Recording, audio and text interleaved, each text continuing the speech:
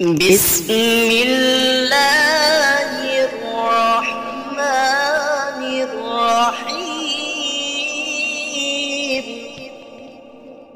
পরম করুণাময় অসীম দয়ালু আল্লাহর নামে শুরু করছি। ألم نشرح لك صدرك ووضعنا عنك وزرك আমি কি আপনার বক্ষ প্রশস্ত করে দেইনি? আমি সরিয়ে দিয়েছি আপনার বোঝা। الذي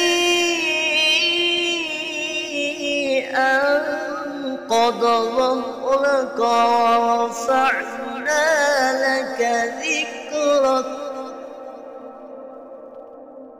যা ছিল আপনার জন্য অতিশয় কষ্টদায়ক, আমি আপনার জন্য আপনার খ্যাতিকে সমুন্নত করেছি।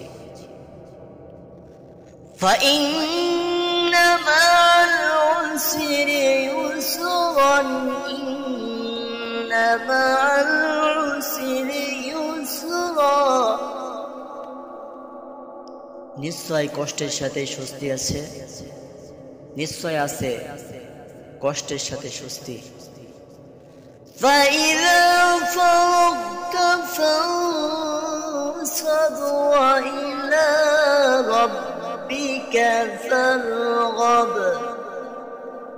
অতএব যখন অবসর পান পরিশ্রম করুন, ইবাদত করুন এবং আপনার রবের প্রতি মনোবেশন করুন।